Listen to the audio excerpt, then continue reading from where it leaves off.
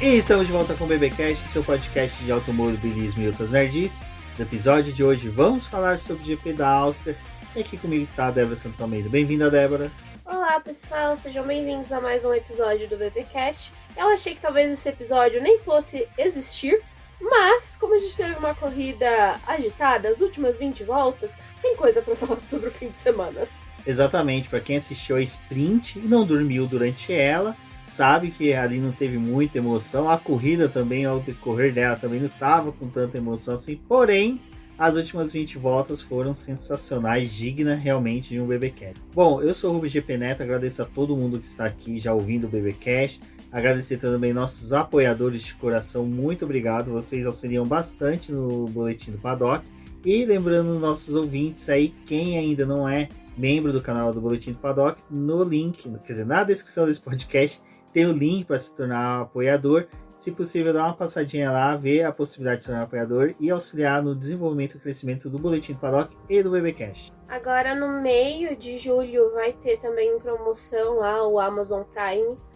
Então, para quem já assina o Amazon Prime ou utiliza o serviço da Amazon, vai ter bastante desconto em vários departamentos. Então, usa o nosso link se for ali pesquisar alguma promoção ou, de fato, efetivar uma compra, que a gente recebe uma pequena comissão e isso também ajuda a gente bastante. Também tem o nosso link da Shopee agora no nosso link aqui do podcast, também nas nossas redes sociais. Se você for fazer alguma compra lá na Shopee, o mesmo esquema.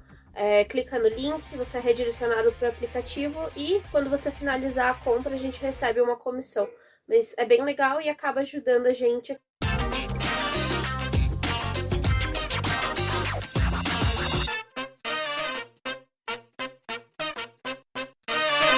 Antes de seguirmos, vou dar um disclaimer aqui rapidinho. Provavelmente vocês vão ouvir bastante latido de cachorro ao fundo. Peço desculpas. A gente vai tentar tirar o máximo possível. Porém, tá tendo muita movimentação aqui no nosso bairro agora, que é fechamento de mês. O pessoal ainda tá querendo participar de festa junina. Então, tá um arraiá de funk aqui muito bom. O que não ficou muito bom essa semana, eu vou falar que foi a renovação do nosso querido Lance Stroll. Nosso bilionário de estimação. Bilionário favorito? Não. Exatamente. Não é favorito. Mas quem diria, né, Débora, que foi uma surpresa, né? Uma surpresa inesperada. Na verdade, foi uma coisa que eu até pontuei lá no texto, né? Que de fato, esse ano a gente teve uma confirmação de que o Stroll ia ficar. Porque a gente simplesmente só, já aceitou que o Stroll não precisa ser anunciado. Ele é filho do dono e vai correr, né? Só que parece que nessa temporada surgiu uma necessidade da Aston Martin de dizer que ele ia ficar, né? Porque estavam falando que os acionistas estavam cobrando o posicionamento da Aston Martin para que ele não estivesse ali, que a equipe poderia ter um outro piloto. Até no começo do ano, o Fernando Alonso estava entregando um pouco mais, só que acho que a real diferença que a gente teve de desempenho foi ano passado, né, em que o Alonso estava ali brigando por pódio e tudo, e o Stroll brigando para poder conseguir ponto. A Aston Martin mudou muito a realidade deles esse ano, mas ainda assim tinha algumas corridas em que o Alonso estava melhor do que o Stroll, né? E aí, Mike Craig, o chefe de equipe da Aston Martin, veio aí com essa novidade. Outra novidade foi a confirmação do Gasly na Alpine, né? Eu acho que muita gente tava falando que ele não ia ficar, né? Ele que não ia ficar. Ele que não ia ficar. Só porque o Ocon foi chutar, não, o Gasly também não ia ficar. Gente, o Gasly é um piloto até bom para Alpine. Dentro dos que estão disponíveis no mercado, ele continua o trabalho, a equipe já conhece ele, né? Um piloto experiente. É um piloto experiente. E assim, eu gostei. Pelo menos renovou um cara que eu acho que não atrapalha tanto, né? É que eu acho que assim, a Alpine também tá numa situação que ela não confia muito nos pilotos que ela tem na base. A gente vê que tem o Dohan ali, que já tá trabalhando um certo tempo com o time. O Victor Martins esse ano não tá tendo uma boa temporada da Fórmula 2, não foi como o ano passado. Esse ano ele brigou muito para poder conseguir uma vitória. Então, a Alpine também tá aquela coisa, né? Tipo, a gente tem dois pilotos em que até dá pra gente colocar no grid, mas nenhum a gente sente tanta confiança assim. Tem o Gasly que, era melhor renovar mesmo, porque acho que ficar na situação da equipe de buscar dois pilotos para colocar em duas vagas, né? Acho que era bem pior. Então fica com o Gasly aí mais 2 anos, enquanto eles veem o que eles vão fazer. A gente sabe que o grande golpe da Alpine foi perder o Piastri, perder o Fernando Alonso, E nesse negócio de não saber o que vai fazer com a outra vaga ali do lado do Gasly, né? Já estão até cogitando a possibilidade do Carlos Sainz voltar, né? Porque o Carlos Sainz guiou por 1 ano e alguns meses ali para a Renault. Ele substituiu até o Jolyon Palmer. E foi num ataque, assim, de necessidade, em que eles precisavam de um piloto, pegaram o Carlos Sainz. Só que agora o Carlos Sainz tá, tipo, livre na pista, então eles poderiam ter mais tempo para poder trabalhar com o Sainz, se ele decidir vir aí, né? Tão livre na pista que chegou em P3. Bom, e aí a gente tem a pergunta, né, do estagiário Cleiton Gomes Trindade, que ele pergunta como essas renovações podem impactar o desempenho e a estabilidade das equipes para o restante da temporada. Gente, o Stroll ia continuar fazendo o mesmo de sempre, né? E a Aston Martin não dá nem... Tá muito difícil brigar por ponto. Chegou nesse nível de campeonato para Aston Martin. Já a Alpine tem a questão do Ocon ficar com sangue nos olhos, com raivinha de Gasly e fazer o que fez hoje. Quer disputar a posição com um cabo de vassoura na mão. Essa outra corrida a gente elogiou a largada, né, deles, em que tinha sido, tipo, ok, eles que não tinha renovação, né, Débora? Mas aí esse final de semana já, tipo, nem a presença do Briatore não foi mais capaz de segurar estes demônios. Exatamente. Bom, outra notícia que a gente teve durante a semana antes de irmos para a corrida foi do nosso querido Helmut Marko, que muito bem observou que Ricardo não deve continuar na Racing Bulls ano que vem, principalmente junto da Red Bull.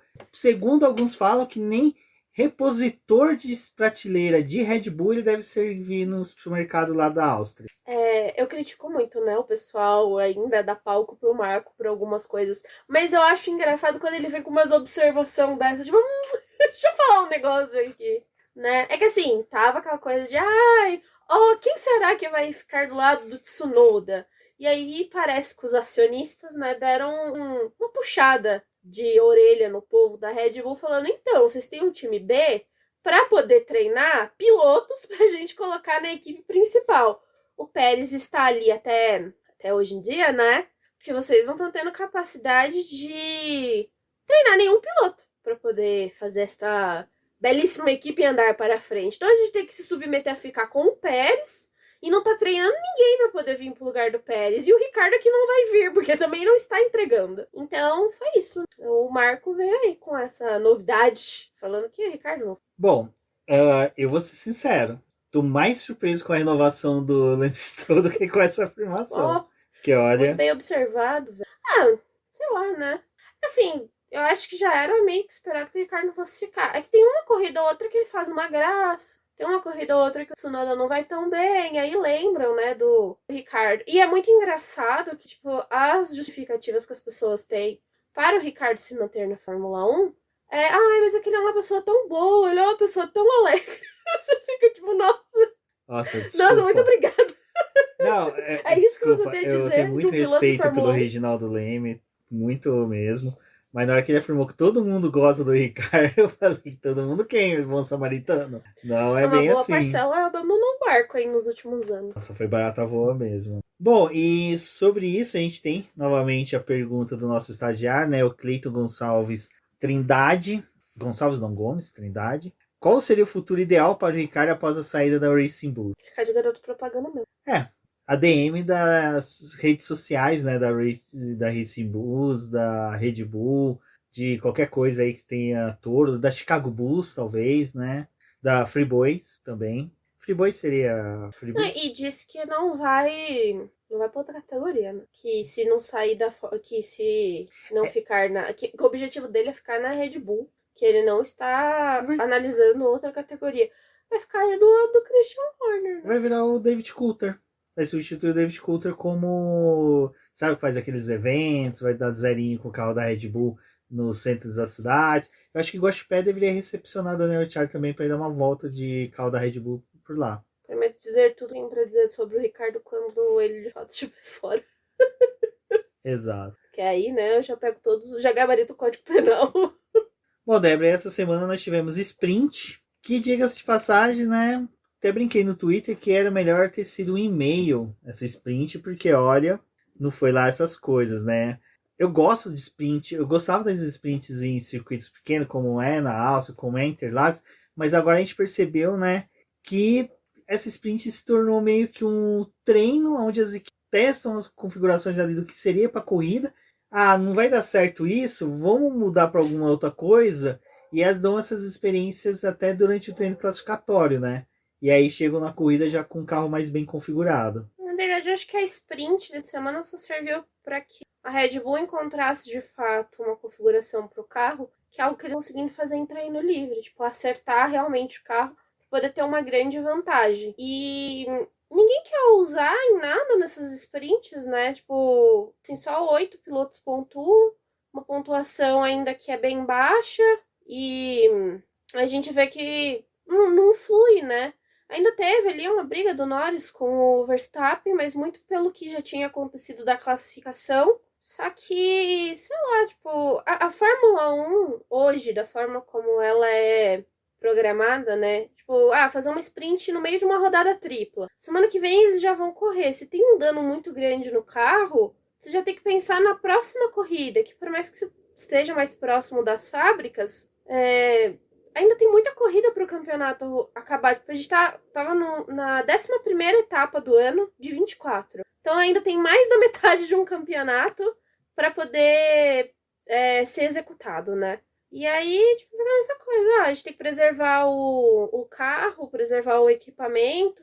A Red Bull ali também já tá numa situação de lidar com uma punição por troca de motor, porque já perdeu o motor esse ano. As outras equipes também estão em situação de troca câmbio, troca motor. E tem muita corrida ainda para poder acontecer. E a sprint, tipo, é só mais uma coisa que a gente tá fazendo aqui, mais um show vocês. Mas não tá tendo graça. Aí teve toda aquela discussão, né, de novo esse final de semana de mas a sprint deveria ser feita com as reservas, ou ser feita com os pilotos da base. Gente, muito legal a ideia, assim, olha, bato palma. Só que a gente sabe que a Fórmula 1 é toda uma burocracia. Então, tipo, essas equipes hoje elas já brigam por causa de 6 sprints no ano, fica cobrando dinheiro da FIA para poder pagar esses eventos. Eles não tem como colocar piloto jovem para poder andar desse jeito. Tipo, quem é que vai confiar um carro num piloto jovem sem ter treino, sem ter teste, sem ter avaliação? Não tem nada dessa forma para você preparar um jovem piloto. Tem que mudar a regra de idade, de pontuação, de quem pode guiar um carro ou não. É muito complexo pra gente poder, tipo, ir por esse lado. Eu acho que sim, a Fórmula 1 tem essa coisa de show porque enfiou essas sprints. Mas a graça mesmo não tem. Eu já acho que esse negócio de colocar jovem piloto, um piloto de teste durante uma sprint, aquela cagada anunciada. Porque se já com o cara testando, correndo o ano inteiro, você já tem uns encontrões bem bocosos durante a corrida, imagina a molecada que quer mostrar serviço, quer mostrar o que faz. Numa etapa, numa sprint que é no sábado de manhã, ainda você vai ter a classificação depois, eles destroem um carro, vai poder, às vezes, impedir que um piloto que está postulando uma posição melhor no campeonato de competir, dependendo do acidente, dependendo do que acontecer. Então, realmente, eu concordo com você. Seriam muitas alterações no regramento da Fórmula 1, muitas alterações até de disponibilização de dinheiro. Fora que o evento teria começado pelo menos na quinta-feira, né? Exato. A gente teria que ter sessão de teste. Sessão de teste, o piloto que é o titular vai querer testar o carro para poder acertar o carro do gosto dele. Tem um monte de implicação, sabe? Não é tão simples assim. Se fosse simples, gente, era outra competição, era Fórmula 1. E além daquilo que a gente conversou, né, Débora? Tem muitos pilotos que são de teste das equipes reservas, que já foram pilotos da Fórmula 1, como é o caso do Van Dorn. E você ainda tem a questão de que muitos pilotos que estão ali de testes, eles ainda não têm os 40 pontos da superlicença e muitas vezes não tem nem idade ainda. Então, assim, se já criticaram por mudar o regramento para colocar o Kimi, imagina mudar o regramento para permitir que um piloto de teste, um substituto, possa competir numa sprint, né? Outra coisa que você muda também é a regra de substituição no carro, né? Porque nem sempre o piloto que tá cadastrado ali para poder ser o reserva ou o piloto que eles apoiam na base permanece o ano inteiro, tá em outra competição, então não é tão simples. Exato. Bom, mas falar, né, custa nada. Bom, agora vamos para a corrida em si, né, Débora? Porque assim, a classificação acabou sendo o Max Verstappen conseguindo a pole. Outra briga dele com o Norris, mas nem foi tão disputado, né? Porque foi o que eu falei. A Red Bull achou a configuração da classificação e da corrida. Exato, então conseguiu ali, foi legal, porque assim, a gente teve o Lando e o Piastri largando próximos, aí o Piastri acabou tendo a punição de limite de pista, no lugar que se você saísse do limite de pista, você entrava na brita e o cara não pisou na brita, né? Enfim. Ou o carro da McLaren tá irregular em tamanho. Exato. Mas, Débora, a gente viu ali da largada até realmente faltando 20 voltas para o final, pouca movimentação na corrida. Acho que a única coisa que realmente que a gente teve assim de mais briga foi realmente um pouco da subida que o Piastri estava tentando ter durante a corrida de escalar o pelotão. O Pérez, que teve uma péssima largada, continuou chafurdando lá atrás. E o Leclerc, que na largada sofreu uma batida, um toque, né? Quebrou a asa dianteira, foi para o pit stop e ficou lá no fundo do grid chafurdando até que a Ferrari conseguiu mais ou menos chutar ele um pouquinho mais lá para cima. Não foi um início de corrida tão animador assim. É o que a gente falou, né? A sprint já não tinha sido lá essas coisas. Foi até um pouco maçante, assim, depois que a briga do Norris com o Verstappen acabou.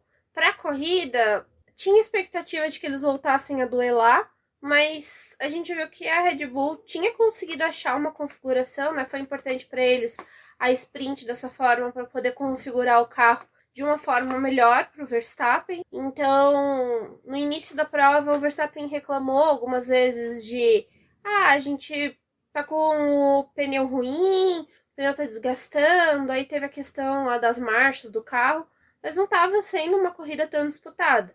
É óbvio que, sabendo que a prova ia ter 2 paradas, teve gente que parou no começo, outros postergaram, então teve essa mudança de posição pelas trocas, mas não estava sendo uma corrida tão interessante assim. Exato. Bom, e aí, como eu falei não, né? Eu acabei apagando essa parte para a gente poder arrumar aqui o áudio por causa dos latidos. Foi que o que aconteceu foi que a gente teve ali 2/3 da corrida realmente bem parada, bem monótona. Aí teve a parada dupla, né?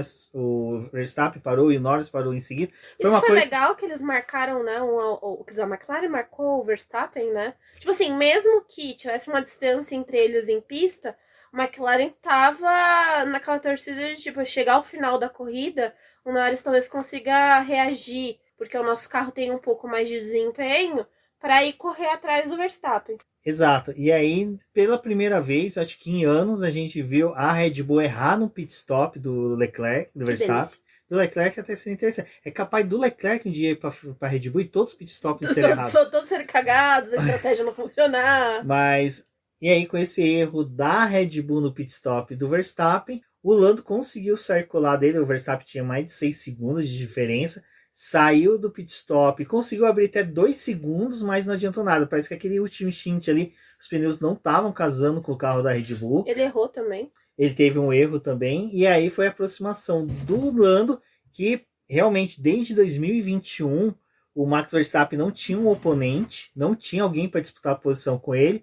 E não tinha alguém da idade, né, da geração dele para poder disputar, porque com o Hamilton em si, Hamilton já tinha muita experiência para poder lidar com o Verstappen, né?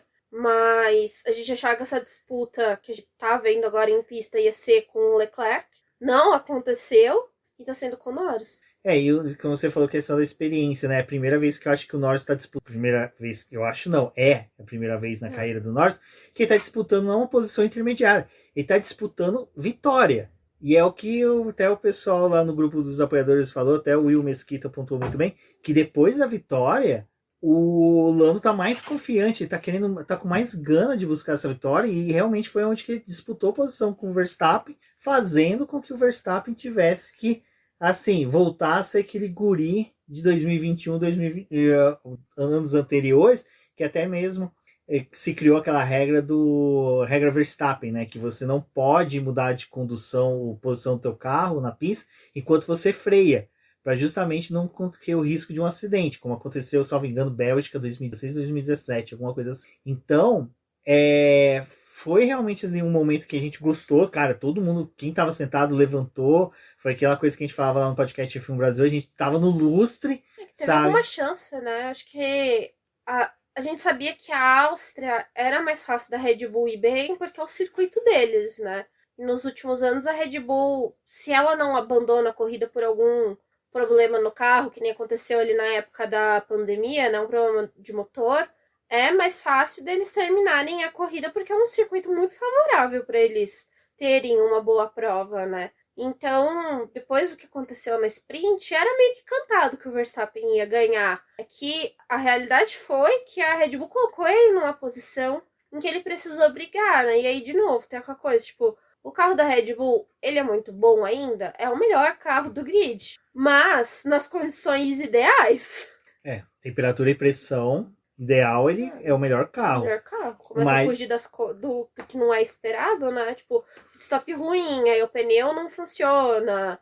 Aí tem a pressão de estar lidando com outro piloto. O pessoal passa uma configuração pro Verstappen usar no carro, o Verstappen fala, não adianta, não vai dar certo. E assim, é aquilo que a gente falou também no começo. O carro da Red Bull aparentemente chegou no ápice do desenvolvimento dele, e nesse momento que precisava realmente ter ali o Adrian Newey mais próximo, parece... Pros box.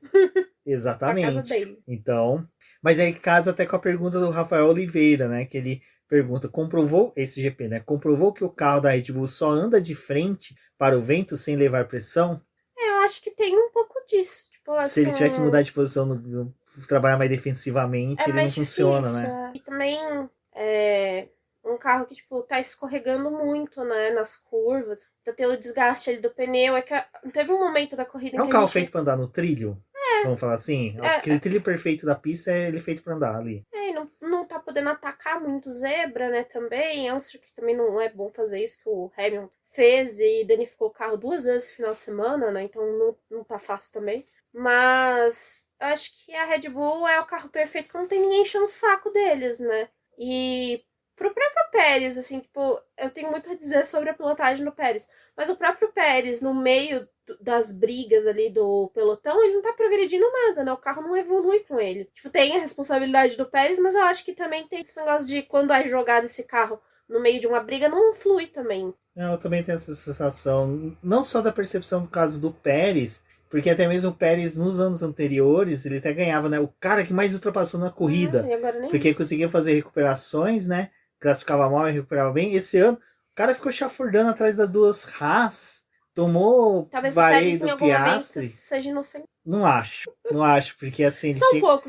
Ele tinha carro pelo menos pra superar as Haas, né? Eu acho que chegar atrás do Hamilton era a obrigação dele. Pobre pé. Exato. Mas é isso, Rafael. O Rafael também mandou outra pergunta, que é Max deve ter uma punição em Silverstone? Então, pra mim, deveria ter.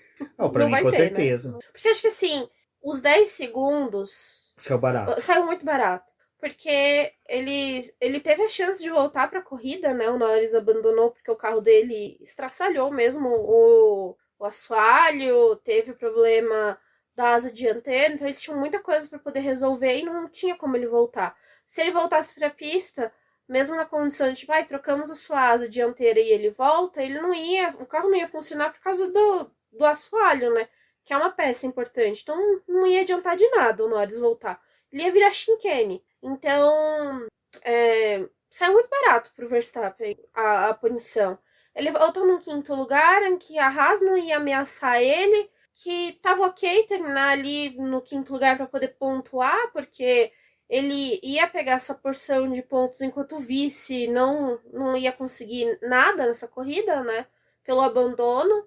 Então, eu achei assim, tipo, 10 segundos, mas ao meu ver, poderia, sei lá, ter deixado para poder investigar depois e dar uma punição para Silvers. Porque eu acho que, assim, dentro desse cenário em que a Red Bull tá tendo mais dificuldade em brigar, pelo menos 3 posições no grid da outra corrida ia dar uma dor de cabeça pra Red Bull. Tipo, mesmo que ele conseguisse a pole, ele ia perder posição. Não, e tem aquele cálculo que a gente ficou fazendo pós-incidente, né? O Max, no término da corrida, ia ter 7 pontos a mais conquistados pro Lando. Então, na disputa do título, vamos supor que o Lando consiga levar essa disputa mais para frente, né? Hipoteticamente, o McLaren consiga aumentar o desenvolvimento. Verstappen. Exato, porque vai lembrar que o Leclerc em 2021 tinha 80 pontos de vantagem pro Verstappen e perdeu o campeonato. Nada impede que o Verstappen não possa acontecer o mesmo. Ainda mas vamos tem lá. Mais da metade do campeonato. Exato. E aí é o que eu falo. O cálculo que todo mundo fez foi, o Verstappen ia terminar a corrida com 7 pontos de vantagem. Ele terminou a corrida com 11 pontos a mais que o Lando. que o Alonso fez o trabalho de tirar o ponto da volta Exato. rápida, né? E o que o Alonso Obrigado, fez? Alonso, obrigado. Não, desculpa, o que o Alonso fez? Com o pneu que tinha mais voltas que o do Verstappen, o Verstappen pneu macio. Lá no final, cagado. Olha, parabéns, Alonso. Obrigada. O Alonso, ele tá realmente assistindo o campeonato, né? Ele tá empistindo Ele tá o que assistindo. tá acontecendo. Então, aí respondendo pro Rafael um pouquinho mais, é o seguinte, cara, eu acho que deveria sim ter uma punição para Silverstone, principalmente porque é uma coisa que até o pessoal começou a reclamar no Twitter, no X, que, pô, vocês estão revivendo coisa de 2021, mas desde 2021 a gente tem pontuado que o Verstappen tem essas condutas Não tem que punição. interferem no campeonato e ninguém faz nada. Não tem punição efetiva, né, pra ele. Eu acho que fica aquele... Foi outra corrida em que a gente viu um monte de gente sendo punida por várias coisas e quando chega na vez dele é tipo, Não, até o Massinha desaposentado zoou isso, que o Lando tomou punição de 5 segundos indo pro box abandonar. Pra abandonar. E aí a McLaren teve que cumprir os 5 segundos, trocar os pneus, fazer um ajuste no carro, soltar o carro no chão e o Lando abandonar, porque daí cumpriu a punição. Ou seja, realmente é tão ridícula a postura da FIA esse final de semana quanto a isso, que a gente ficou realmente com aquela sensação de, pô, mano, é sério mesmo? Eu acho que a parte ruim é porque, assim, o Verstappen, pelo que eu vejo no restante do ano, ele ainda vai ter que enfrentar o Norris em outras corridas. Tipo, essa não deve ser a última, né? Deve ter mais. Então, eu quero ver essa situação em Silverstone. Ele vai ganhando essa confiança de fazer o que ele bem quer em pista. Porque é a pilotagem estilo Verstappen. Fazer o que ele bem quer, né? E aí, tipo, não tem consequência de punição pra ele. Uma punição adequada. Sai muito barato a atitude dele e fica por isso mesmo, né? Assim, eu comentei que a sensação que dá depois do que aconteceu, do incidente em si, da consequência, que foi o Norris abandonar e nem ter chance de pontuar, e o Verstappen terminar a corrida e ainda pontuar, os 10 segundos foi a mesma coisa que não dá nada. Era melhor não ter dado nada, era melhor ter falado que era um incidente de corrida do que dar 10 segundos e não ter valido de nada. Porque, eu entendo até com os comissários que eles avaliam só a situação, mas a gente já viu várias corridas em que eles não avaliaram só a situação ali, eles avaliaram a consequência. E puniram pela consequência. E dessa vez, tipo, 10 segundos aí, porque 10 segundos esse ano tá sendo padrão pra quando um bate no outro. Exato. Bom, quem ganhou, quem obteve o êxito, quem foi favorecido, teve um pouco de sorte, ele foi o Russell, que conseguiu a vitória. Assim, ninguém pode falar que foi sorte, que é o no colo dele, porque se ele estivesse correndo bem para chegar em terceiro, ele teria conseguido, que é uma coisa que a gente sempre falava do Carlos Sainz, que o Carlos Sainz sempre tá, né? Quando acontece um acidente ali nos primeiros colocados, que sobra uma ou dois lugares no pódio, quem era é o Carlos Sainz. Então, assim... Herdou também. Herdou. Então, ele, o Piastri e o Carlos Sainz, o Russell, o Piastri e o Carlos Sainz, eles tiveram muito mérito de estar ali na hora certa, no momento certo, porque fizeram uma excelente corrida, visto que o Carlos Sainz viu o companheiro cair lá para trás e ficar chafurdando.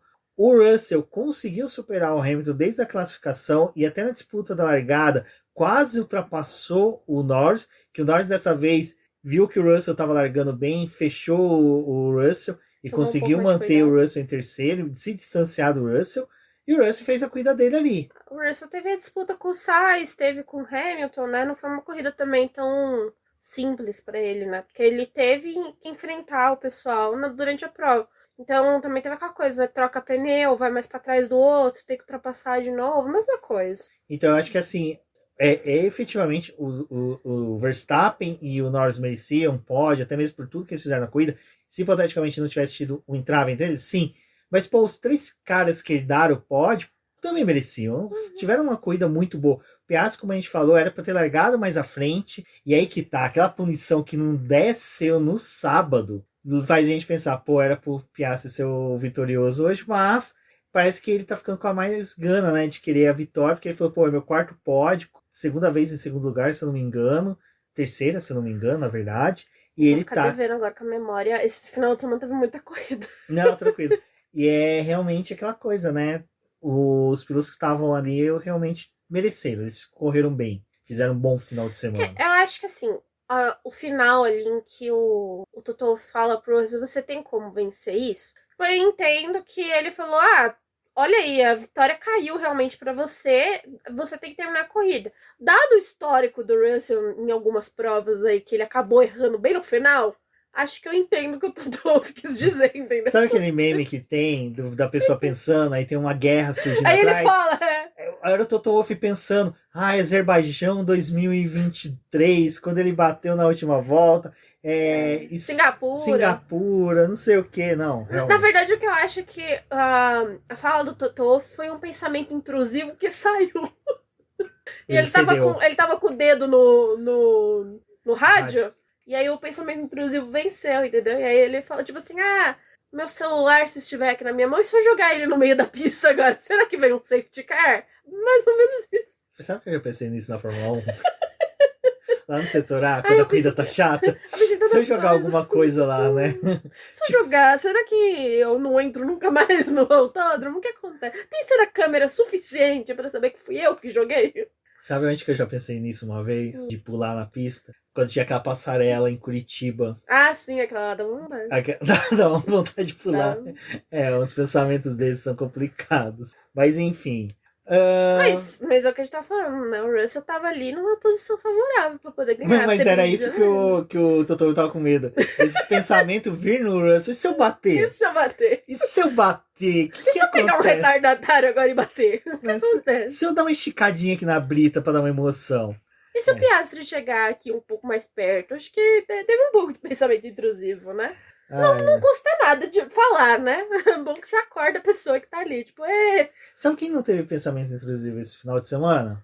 A dupla da Haas. Que olha... Eles estavam bem, né? Os dois carros pontuaram. O Magnussen tava direito, né? Pareceu outro Magnussen, né? Ele tem um pensamento intrusivo inverso, né? Inverso. E se eu correr direito? E se eu correr direito esse final de semana? Se eu não fizer merda esse final de semana? Você tenta garantir minha vaga aqui por mais 5 anos. O Hülkenberg fez todos os pensamentos intrusivos na sprint. Toma punição, toma um negócio, até todo mundo, até o Sérgio Maurício, que não tinha que estar aí, que eu não entendo porque a Audi contratou ele. O cara tá pontuando, filho. Tá ali o motivo, porque eu acho que o Magnussen também tá buscando a renovação. A situação da Haas ali também tá complicada, né? Desse negócio de renovação. Porque. O Berman ganhou o final de semana. Então já tem. O Berman já tá justificando subir. Tá? Ele tá tentando, né? Esse ano ele tá tentando justificar a Fórmula 2. O Berman tem mais gente, que esse ano, muito... Gente, a Fórmula 2 esse ano, meu Deus do céu. Tá muito ruim, muito ruim. O Berman não tá engraçado, bem. Primeiro final de semana que a gente tá cansado, não quis acompanhar, Berman vence, Bortoleto vence. Não, a corrida do Berman eu assisti, a do Bortoleto eu fiquei devendo, só vi os flashes na hora que eu acordei. Desculpa. O Berman tem mais pontos que o Magnussen, Ocon e Albon.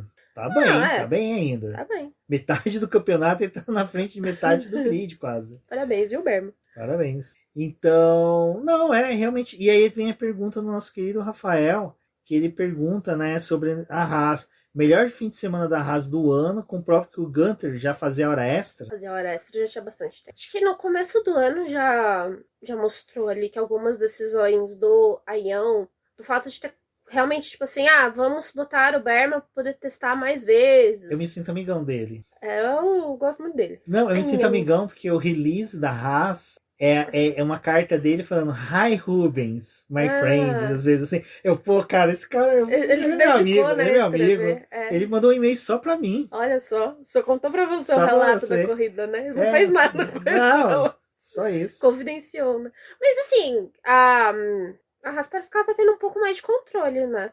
Eles estão se aproveitando ali da queda da Aston Martin, estão se aproveitando do próprio problema ali da Alpine, né? A Sauber a gente já fala daqui a pouco, mas acho que sim.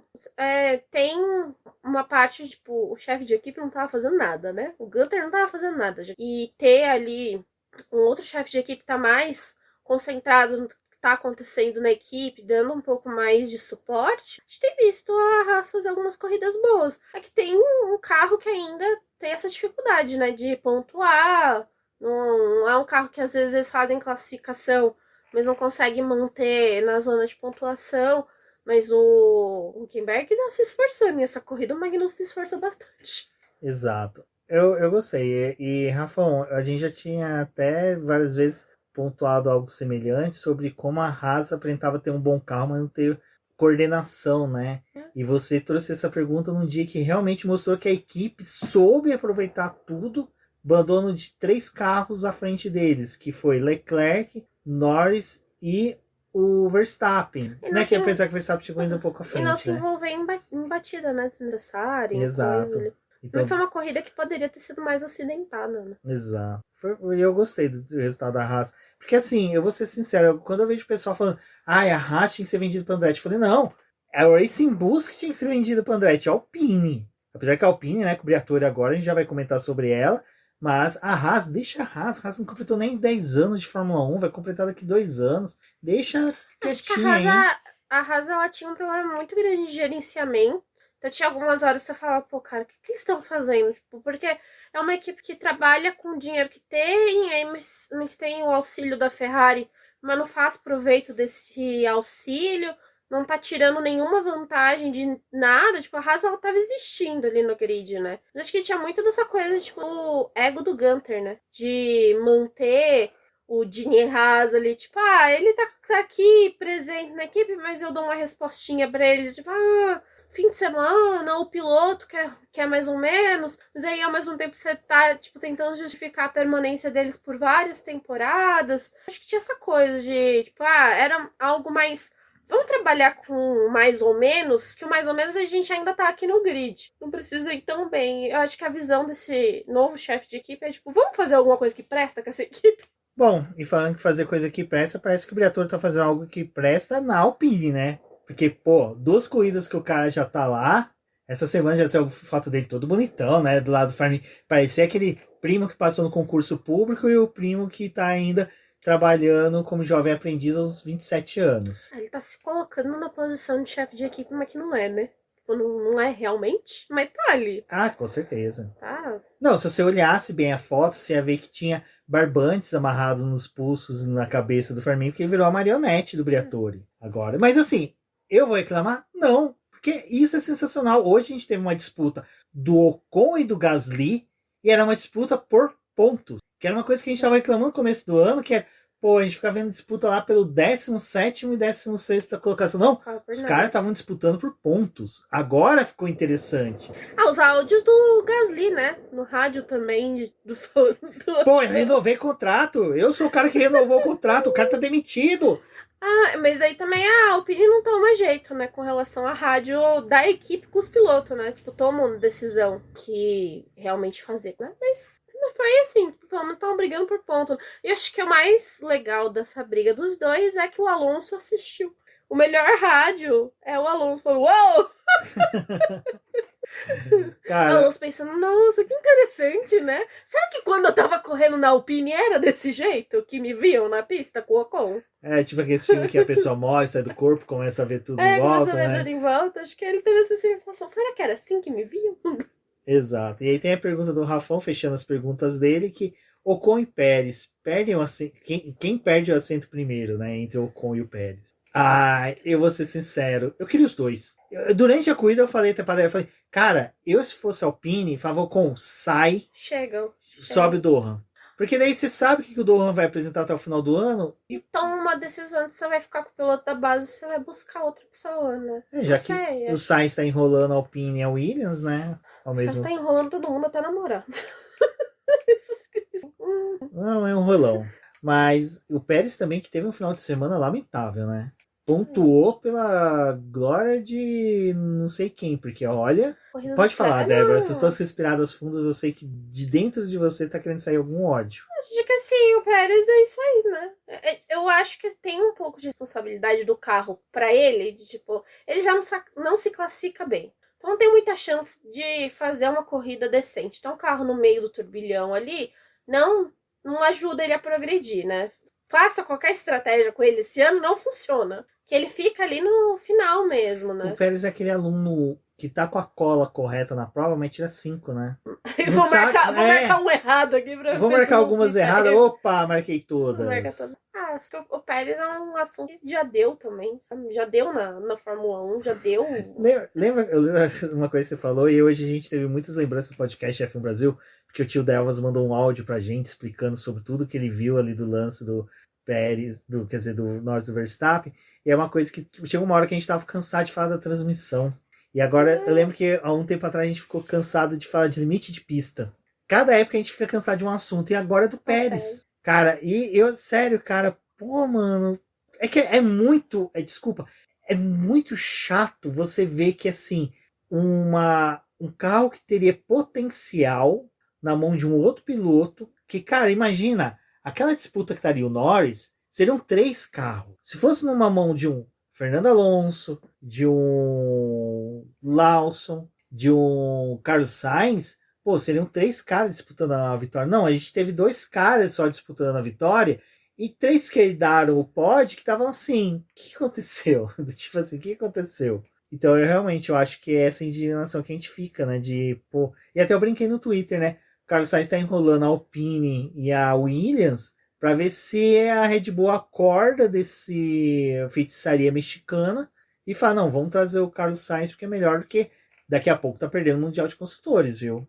Bom, e seguindo aqui na nossa pautinha querida, nós temos o nosso querido desempenho do Piastri, que assim, eu vou ser sincero, eu tô gostando do desempenho do Piastri, acho que ele ainda tem aqueles receios, ainda tem aqueles medos dele que a gente vê que assim, tem hora na corrida que ele tá muito conservador, e ali no final foi um pega pra capar dele que, olha, foi gostoso de acompanhar. E assim, eu acho que quando o Piastri ele vê uma chance de ultrapassar, disputar a posição que ele tem segurança, eu acho que ele consegue entregar bem. Eu acho que é aquele cara que vai precisar de passar em algumas coisas na Fórmula 1 que vai dar segurança para ele. Às vezes uma disputa de posição que ele acaba rodando, batendo, e aquela coisa do cara, pô, aconteceu comigo, eu tô bem, não tenho medo de acontecer de novo. Eu tenho essa sensação com o Piastri. Piastri, ele pressionou muito na base, mas ele tá ainda no segundo ano, né? É ainda um começo. E falando de segundo ano, essa é a pergunta da Esther, né? O que dizer do rendimento? Pergunta da Esther.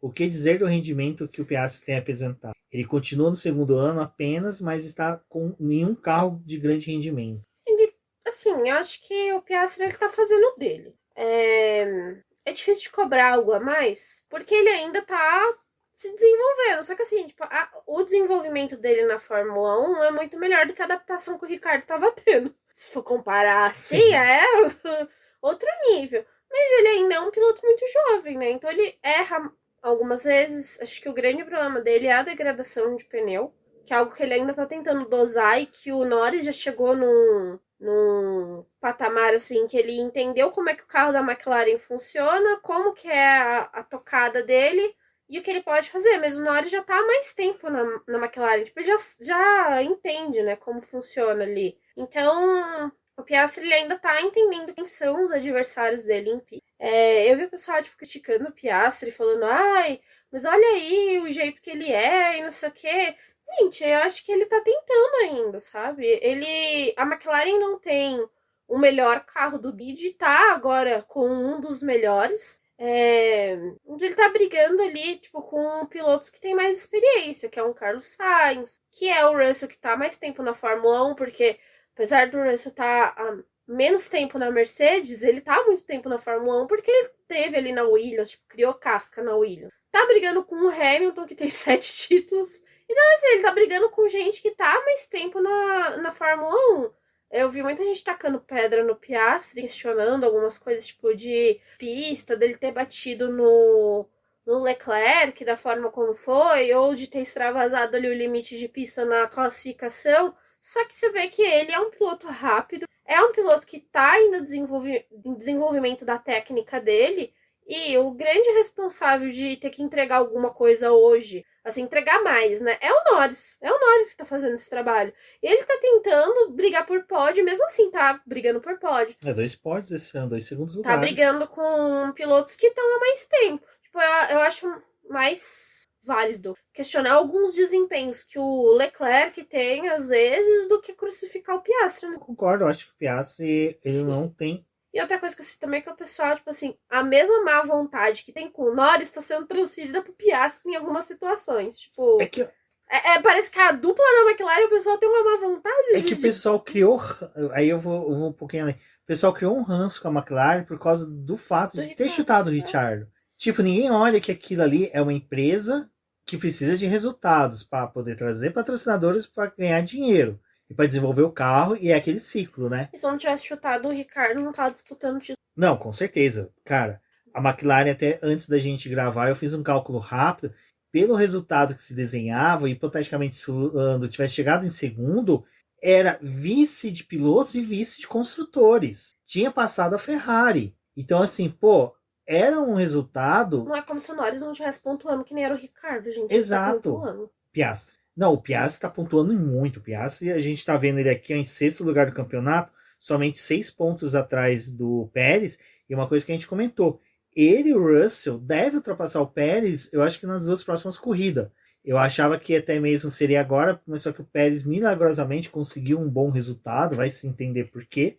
Nem tão boa assim, mas o suficiente para pontuar. Exato, mas pô, o cara tem o mesmo carro do Verstappen, tá em quinto lugar, vai entender. Então eu acho que realmente a gente vai ver uma disputa bacana ali. Eu acho que, cara, a disputa do Lando com o Charles Leclerc e o Carlos Sainz pelo vice-campeonato, o Piastri ainda deve buscar esses caras ali um pouco mais à frente. E eu boto muito fé, eu gosto da dupla da McLaren, eu acho que realmente essa má vontade vem muito da galerinha que quer realmente ter algo a criticar na Fórmula 1. Bom, e seguindo aqui, a gente já falou da questão do Briatore, né? E da Alpine, e tem uma pergunta da Esther que remete a isso, até peço desculpa, deveria ter lido ali antes, porque aparenta a melhora da Alpine nas últimas corridas e a contratação do Briatore não seria mais fácil a venda da Alpine para Andretti? Acho que assim, se for pra Alpine sair, era melhor que saísse realmente fosse vendido. Mas eles ainda estão insistindo com a equipe. É que a estrutura dela é boa na Inglaterra, né? Que é a estrutura que vai permanecer para 2026. Eles têm uma estrutura de competição, né? Eles estão, acho que sim, pelo menos eles ainda estão tentando, né? A Alpine de várias equipes que a gente vê no grid é uma que, nesses últimos anos, mesmo com tantos problemas, ela não jogou a toalha, né? Em momento nenhum a Alpine desistiu. Eles estão trocando gente, eles O estão que para um tentando francês é meio estranho, né? Não ter desistido tão cedo. Eles não. E a gente achava que ia ser. Por menos eles estavam fora, né? Eles estão fazendo o que é possível, assim. Tipo, eu gostaria da entrada da Andretti, eu gostaria. Gostaria muito mais se eles entrassem como um 11º time. Porque pra mim também não faz muita diferença se comprar outra equipe, sabe? Tipo, ter a Andretti comprando uma equipe. Não, eu acho que se a questão da Andretti entrar na Fórmula 1 é realmente comprar uma vaga, é o que eu falei, seria o Racing Bulls. Porque realmente ali é o que eu acho que seria interessante para a Fórmula 1. Tirar esse poder da Red Bull de ter 2 equipes e ter um outro time, mas sei lá, tirar o PIN também. Mas eu acho que sim, também o fator do Briatore não dá pra poder medir em duas corridas, né? É que a gente não sabe o que ele fez, porque assim... O que ele não vinha fazendo antes de ser anunciado, eu pensei nisso um porque dia. o que anunciou foi agora. Mas o boato já tem mais de um mês, né? Então, não sei se o que a gente tá vendo agora é consequência de, tipo assim, cara, ele já ia entrar como consultor e já tinha dado uma chamada no time. Tipo, a gente tem que trabalhar de outra forma. Mas sabe aquele lance que a gente falou agora há pouco do Gunter? Que é o lance do você chegar e organizar a equipe, que foi o que o chefe de equipe agora fez. Às vezes o Briatore realmente já vinha há um bom tempo falando, olha, o que aquele cara que trabalha seria melhor desempenho, a função dele seria melhor desempenhada se em vez dele usar tipo um Dell, ele estivesse usando um Macintosh. Em vez dele estar usando um lápis, ele estivesse usando um lapiseira. Umas coisas meio malucas assim, que às vezes o Briatore tem uma visão muito melhor do que a galera que tá ali. Então, assim, pô, eu achei que, assim, pode ter algum mérito, sim, porque às vezes o cara é o cara que consegue observar algumas coisas, colocar no lugar e de repente, opa, peraí, a gente tá conseguindo entregar, agora a gente tem um bom material. E acho que também o fato da Alpine seguindo mais coisas, na minha visão, a Aston Martin já desistiu desse ano. Ela tá tipo, gente, vamos passar por 2024, ver o que dá pra fazer pra 2025, mas a minha sensação é que a Aston Martin, ela chutou o balde, sabe? Tipo, é isso aí que a gente tem, a gente vai ficar com o Stroll por mais alguns anos enquanto o pai dele pagar a mesada, o Alonso enquanto ele quiser ficar com a gente, mas o que eu fico com dó do Alonso, ele tá amargando e a Alpine pontuando o vídeo que dá. Não, é cruel mesmo. Ai, Alonso, eu sei que você sabia alguma coisa, mas eles tinham um Briatore. Mas tinha um Briatore. Bom, e agora seguindo, né, a gente tem aqui uma última pergunta da Esther referente também à Alpine, né? Não, no caso, não é Alpine, é da Sauber. Então, isso... Separe o lenço, você e Casola, pois agora vamos falar de um momento triste da Fórmula 1, que é o estado deplorável em que a Sauber se encontra. A Esther perguntou por que a Sauber tem esse baixo rendimento esse ano, né? Eu acho que a gente já tinha, era a nossa preocupação ano passado, né? Não só ano passado, mas assim, 2022, quando o regulamento entrou, eles entregaram um carro decente, brigou ali, tava pontuando, fazia uma graça ou outra, e você ficava, que bom, vamos aplaudir a Sauber. Aí, ano passado, já mostrou que o carro de 2022 era o de 2023. E boa sorte para terminar a temporada. E o de 2023 é o de 2024. Boa sorte. É o sucateamento da Sauber. Era o que a gente já tava esperando que ia acontecer. Isso é uma coisa que a gente comentou no grupo lá do BP quando anunciou que a Alfa Romeo ia sair e não ia entrar ninguém assim de grande patrocinador. A gente falou, cara, a Sauber vai correr 2024, 2025 realmente só fazendo um carro para estar com 107% do pole position para classificar os dois carros e o resto. Exato, vai ser aquilo ali. E nesse ponto eu tenho muito dó do Bottas e do Joe, porque o Joe, coitado, eu acho que ele está muito limitado ao carro da Sauber. Infelizmente a gente não consegue ver todo o talento dele. Ele é um piloto que erra pouco, aí o pessoal vai falar assim, mas ele saiu fora da pista. Cara, é o caso Vintinho, que a Sauber, na desorganização dela, colocou até pneus mais frios no carro dele. Porque aquela saída do Joe não é uma saída comum dele. Assim, eu acho Na verdade, ele vem cometendo alguns erros que você vê que não é tanta responsabilidade dele. É do quanto que o carro não tá entregando. Porque você vê que a equipe tá chamando, ele tá mexendo no carro, né? Tomando a punição dele sair no pit lane pra mudar a configuração. Ou seja, é erro de configuração. Eles estão errando em configuração. Eles estão trocando muita peça do carro, assim, tipo, peça de reposição mesmo, né? Trocando coisa de motor, trocando câmbio. Até é interessante que o Bottas falou, né, que essa foi uma das corridas do ano menos terrível que a Sauber teve, na visão dele, né? Ele terminou na 16ª posição e a Sauber não tá nem conseguindo evoluir na classificação. Tipo, realmente, do que vem acontecendo, é a última equipe do grid agora. Ela não tá progredindo em nada, né? E eu acho que é um dos anos mais tristes de ver a Sauber, assim, mas, de certa forma, a gente já tá esperando que isso fosse acontecer. Não da forma como vem acontecendo, onde você vê tantos problemas e nada sendo solucionado. Acho que a única coisa que eles conseguiram resolver, entre aspas, foi o pit stop, né? Que tá menos terrível do que tava sendo, de ficar a roda presa no carro, essas coisas. Mas é o sucateamento da equipe. Eles estão passando por 2 anos, mirando 2026 para a entrada da Audi.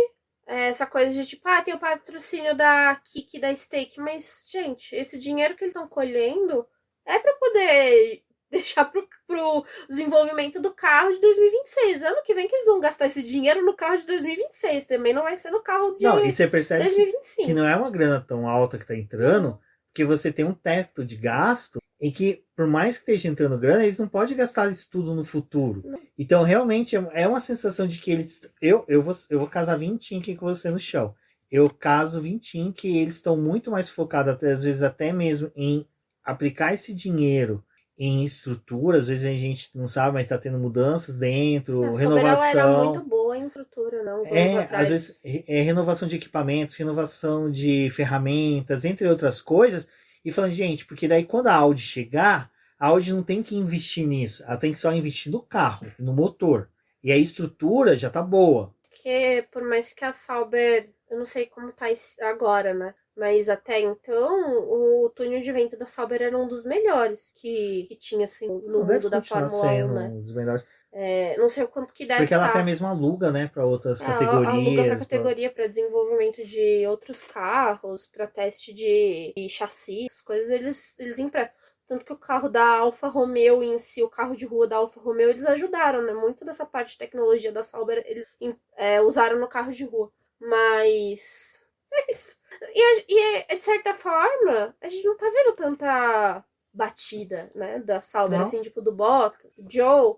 Até porque eles não estão brigando com ninguém em pista, né? Eles estão fazendo a corrida deles. Apesar que o Joe, né, tem umas coisas que ele disputa posição. Não, tem uma corrida que ele disputa, mas é muito pontual, assim. Não, né? E aí quando ele disputa, é uma disputa gostosa de ver, porque ele é limpo, ele é aquele cara que dá espaço. O Joe, eu falo, era um piloto que eu queria realmente ver, que nem no caso do, hipoteticamente, o Sainz não vai para Alpine, ele já foi da academia da Alpine. Uma coisa que eu fiquei abismada essa semana foi o pessoal, porque estão falando da possibilidade do Joe ir pra Alpine por causa do dinheiro chinês de patrocínio que ele tem, que a Alpine, ela tá também muito mirando, não só no piloto, mas no que ele pode trazer de patrocínio, né?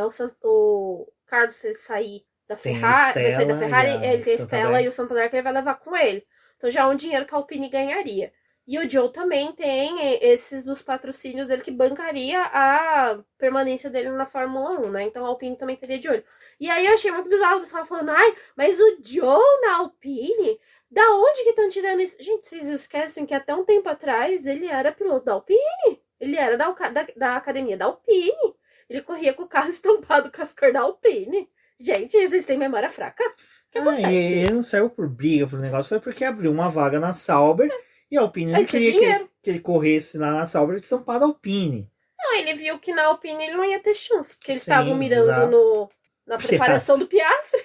Parabéns, viu, Alpine? A Alpine ficou sem Joe, sem Piastri, sem o Cyril Abiteboul. Sem o Cyril, sem Alonso. Pois é, sem o Ricardo. Sem o Ricardo, gente. Foi perdendo, né? Pô, e falando do Cyril, a Hyundai que vai construir um hipercar e podemos ver Cyril Abiteboul na WEC. Sensacional. Todos queriam ver ele é muito bonito. Mas é isso, pessoal. Débora, qual que foi a sua nota da corrida? O começo da corrida, uns 3. Para as últimas 20 voltas, uns 8. Tá bom, né? 8 tá bom. Eu acho que eu vou colocar 7. Porque assim, eu vou falar que o começo da corrida tava morno, mas tava até com uma corrida assim que tava dando pra ser melhor do que muita coisa ruim que a gente já viu até no ano passado, sabe? Mas eu não consigo dar mais pontuação por causa da situação vexamentosa que foi o resto da corrida, porque teve investigação do Verstappen por sair na frente do Norris nos box, ali, meio que empurrando. Que pune um monte de coisa, não pune isso, né? Exato. Não, e a infração de box na Fórmula 2 é tipo, meu Deus. Não, o Hülkenberg. Quantos que ele teve na classificação? Quantas investigações? Então, assim, eu acho que realmente não merecia mais que... E é isso, galerinha. Lembrando que terça-feira temos jogos da Seleção Brasileira. E live. Às 9h30 da noite. Então a gente vai fazer a live, devemos começar às 7, umas 7h30, para poder terminar ali e assistir o jogo da seleção, porque depois temos que torcer também pela seleção, gente. Foi muito gostoso o último jogo. Vini Júnior jogou demais. E é isso, galerinha. Agradecer a todo mundo que ouviu o BBcast até aqui. Um forte abraço e até a próxima. Até a próxima.